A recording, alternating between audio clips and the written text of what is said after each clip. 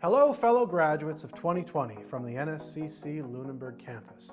This is not the way I envisioned speaking to you at all when I was encouraged to be your valedictorian. However, here we are.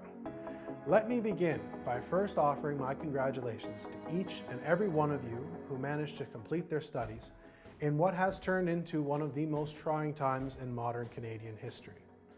This was no easy task for all of us students from the Schools of Access, Health and Human Services, Business, Technology and the Environment, to the hands-on School of Trades and Transportation.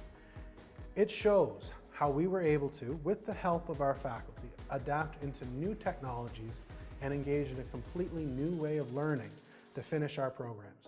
I'm sure you, like me, discovered more than one hiccup along the way. From March break on, gone were the study sessions after classes, the tutoring. Gone was finding out what delights Don and Eric up in the kitchen led their students to serve us. Gone was seeing the sometimes smiling, sometimes worried, and sometimes upset faces that I would pass in the hallway on my way around the campus. Yes, we have lost some of our face-to-face campus environment, but what we gained was the ability to adapt to change on the fly. And we proved that we can be flexible and adaptable, both attributes that will help us in the future. But here we all are, graduates of 2020. Many people think that this is the end of their journeys, but I assure you this is not the case.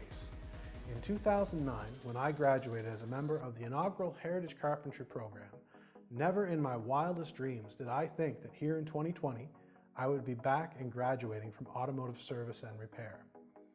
Life is not so different from school.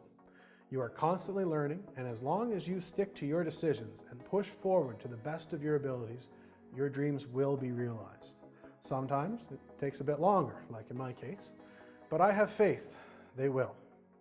Please take a moment and say to yourself, I did it. I passed everything in 2020 despite life throwing at me everything at me it could to make me fail. Then say this out loud, I am proud of persevering. As we continue this virtual convocation, cheer, cry and scream, let out your emotions, reflect on where we have all been, but realize that the possibilities of your futures are in your hands, in our hands. Now let's celebrate today, then tomorrow get back to working on our future.